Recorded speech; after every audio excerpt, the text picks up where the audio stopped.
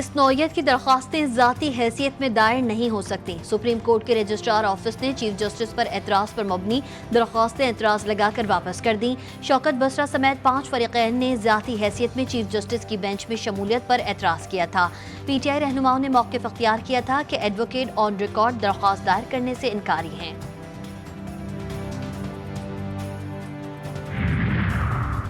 Internet سست روی اور fire وال کے خلاف سینئر صحافی حامد میر کی درخواست سماعت کے لیے مقرر۔ اسلام آباد ہائی کورٹ کے رجسٹرار آفس نے اعتراضات کے ساتھ پیر کو سماعت کے لیے مقرر کر دی۔ چیف جسٹس سوموار کو درخواست پر سماعت کریں گے۔ درخواست میں استدعا کی گئی ہے کہ شہریوں کے آئین میں دیے گئے بنیادی حقوق کو متاثر کرنے والی فائر وال کی تنصیب کو روکا جائے۔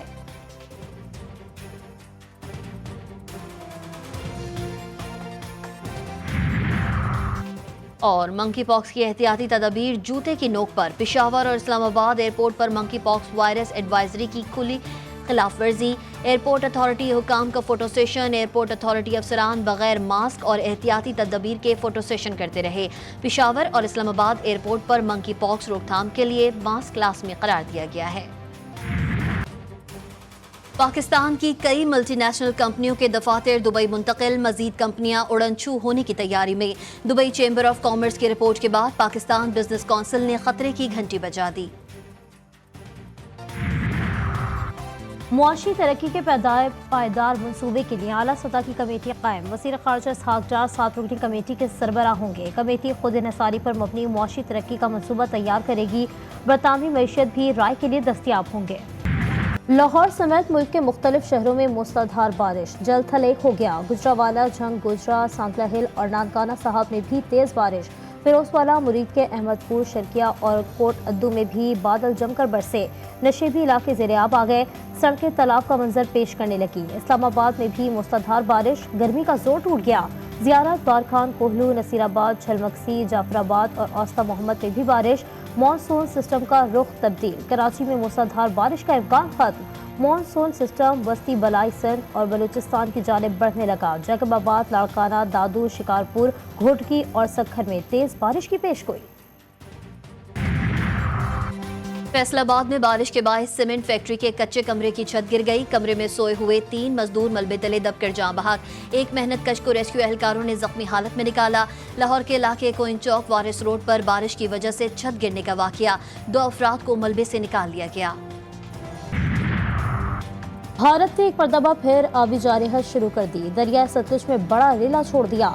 قصور میں دریا کی سطح 12 فٹ تک بلند، متعدد مقامات پر کٹاؤ شروع، دفاعی بند میں دراڑیں پڑنے لگیں۔ سرگودا کے علاقے مٹرانچا میں دریا چناب بکھر گیا۔ پانی نے مٹرانچا کے کئی دہات ڈبو دیے۔ چاول، چارہ اور تل کی فصل مکمل طور پر تباہ۔ راجن پور میں کوہ سلیمان سے آبی ریلے نکل پڑے۔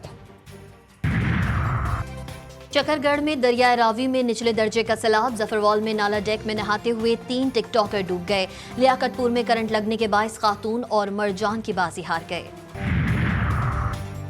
جنرل ریٹائرڈ فیض حمید کی گرفتاری پر خوفزدہ نہیں، اگر ڈرتا تو جوڈیشل کمیشن کی بات نہ کرتا۔ اڈیالہ جیل میں صحافیوں سے غیر رسمی گفتگو میں بانی پی ٹی آئی کا کہنا تھا کہ سوشل میڈیا، انٹرنیٹ پر پابندی لگا کر ملک کا $500 ملین کا نقصان کیا گیا۔ یہ سب کچھ صرف چیف جسٹس کی ایکسٹینشن اور 2/3 اکثریت کے لیے کیا جا رہا ہے۔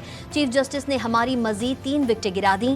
ہم پر نواز شریف کے الزامات کی اصلیت اکانومک سروے آف پاکستان سے واضح ہو جائے گی۔ زلفی بخاری سے رابطے کے لیے فون کی ضرورت نہیں، وکلا موجود ہیں، ان کے ذریعے پیغام بھجوا سکتا ہوں۔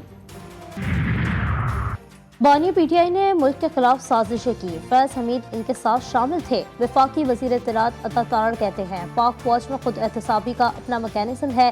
ایک سیاسی لیڈر نے ملک میں انتشار اور تقسیم کی سیاست کو پروان چڑھایا۔ انہوں نے ملک میں بدامنی پھیلانے اور ملک کی سالمیت کے خلاف سازشیں کی۔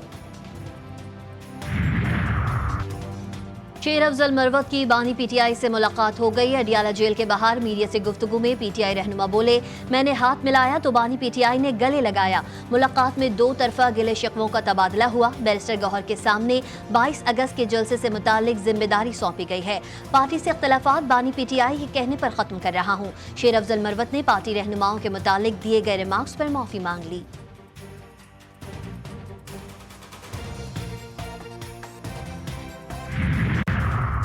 تحریک انصاف کے گڈ گورننس اجلاس میں کابینہ اراکین کے خلاف شکایات پر تحقیقات، صوبائی کابینہ کے 3 سے 4 وزراء کو فارغ کیے جانے کا امکان، وزیر صحت قاسم علی شاہ، وزیر خوراک طاہر شاہ تورو، وزیر تعلیم فیصل ترقی اور وزیر زراعت کی برطرفی کا امکان، تینوں وزراء پر کرپشن، پوسٹنگ ٹرانسفر اور بدعنوانی کے الزامات ثابت ہوئے۔